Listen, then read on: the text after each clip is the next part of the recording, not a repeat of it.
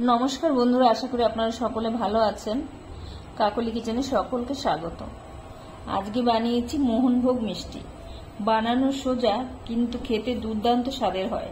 চলুন কিভাবে বানিয়েছি দেখা যাক। এখানে আমি ছানা নিয়ে নিয়েছি। এটা 1 লিটার দুধের ছানা। ছানাটাকে ভালো করে মেখে নেব।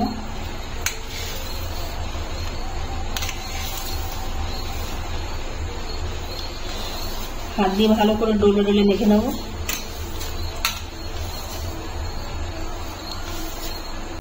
কিছুক্ষণ মাখা পরে যে সামান্য পরিমাণে 1 চামচের 4 ভাগের 1 ভাগ ময়দা দিলাম।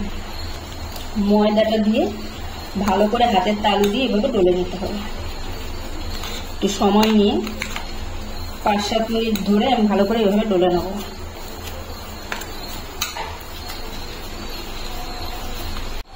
দেখুন আমি সুন্দর করে মেখে নিয়েছি, একদম স্মুথ করে। দেখুন একদম যেন দানা দানা না থাকে, মাখা হয়ে গেছে।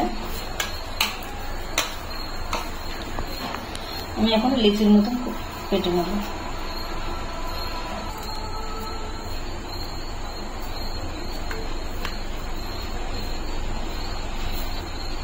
ছটার মতন হয়েছে না?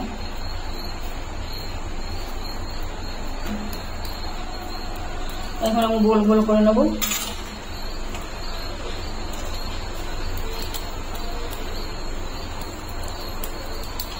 গায়ে যেন একটু ফাটল বা ক্র্যাক না থাকে, এবং প্লেন করে নিতে হবে।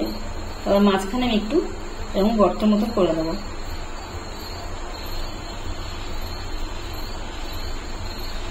এই দেখুন আমি আর একটা করে নিচ্ছি।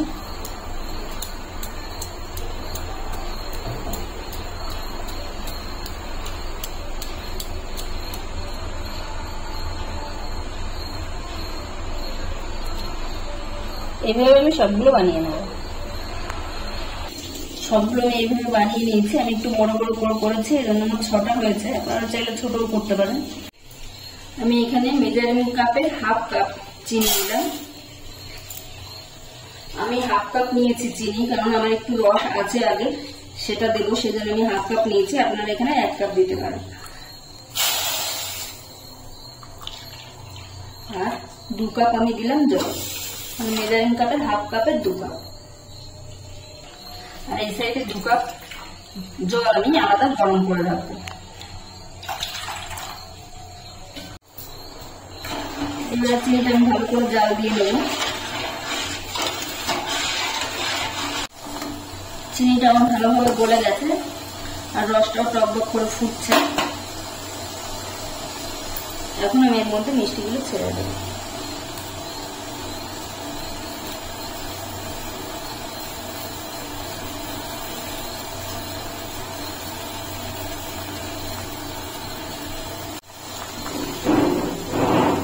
এখন আমি 5 মিনিটের মতন ঢাকা দিয়ে রাখবো। একটু ফাঁকা করে রেখে দিতে হবে।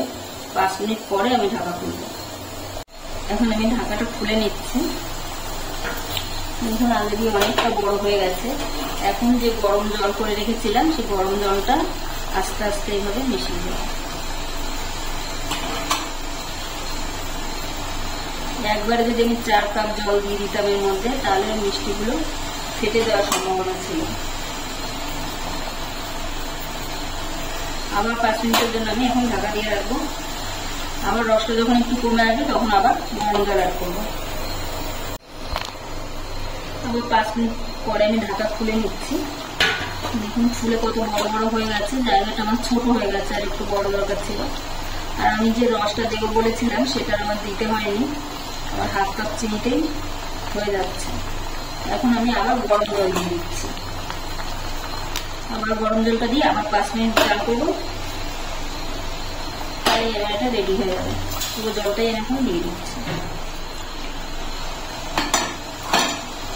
আমি এখন আরো 5 মিনিট ঢেকে দিচ্ছি। 5 মিনিট হয়ে গেছে, আমি ঢাকা খুলে নিচ্ছি। মিষ্টিগুলো আমার রেডি হয়ে গেছে। ফুলে কত বড় বড় একটা হয়েছে, কিন্তু জায়গা ছোট জন্য আর একটু বড় হতো হয়তো, আর একটু বড়, কিন্তু জায়গা ছোট। আমি এখন গ্যাসটাকে অফ করে দিচ্ছি। এখানে আমি কিছুটা মাওয়া নিয়েছি, এটাকে আমি এখন গ্রেট করে নেব। এটা আমার ঘরে বানানো মাওয়া। দুধটাকে একদম ঘন করে জাল দিয়ে শুকিয়ে ফেলতে হবে, শুকিয়ে ফ্রিজে রেখে দিয়েছিলাম।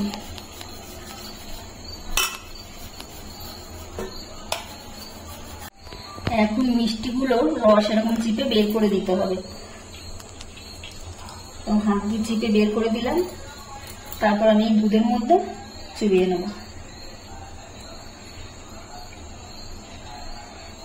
প্লেটে নিয়ে নিচ্ছি, সবগুলো রস আমি বের করে নেব। তারপর আবার দুধের মধ্যে এভাবে চুবিয়ে নেব।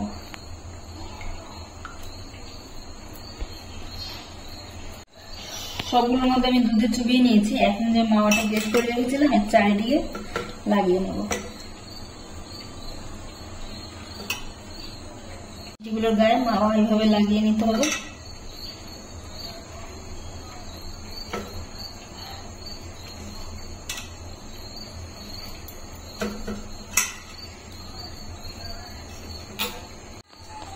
মিষ্টির চারিদিকে এইভাবে আমি মাওয়া লাগিয়ে নিয়েছি, আর সবগুলো এইভাবে লাগিয়ে নেব। আমি এখানে মাওয়া লাগিয়ে নিয়েছি, আর এখানে আমি ক্রিমের মতন করে নিয়েছি। দুধ গরম দুধ ঘন করে জাল দিয়ে রাবড়ি বা ক্রিম যেটাই বলেন ওইভাবে বানিয়ে নিয়েছি। এখন এক চামচ করে উপরে আমি দিয়ে দিচ্ছি।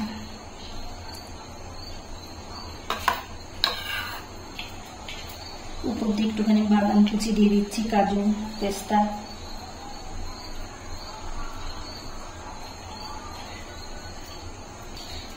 একটা করে কিশমিশ দিয়ে দিচ্ছি।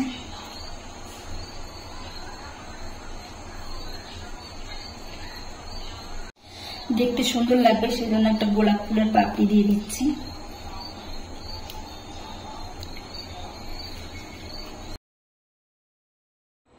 রেসিপিটি যদি ভালো লাগে তাহলে একটা লাইক, কমেন্ট ও সাবস্ক্রাইব করে পাশে থাকার অনুরোধ রইল।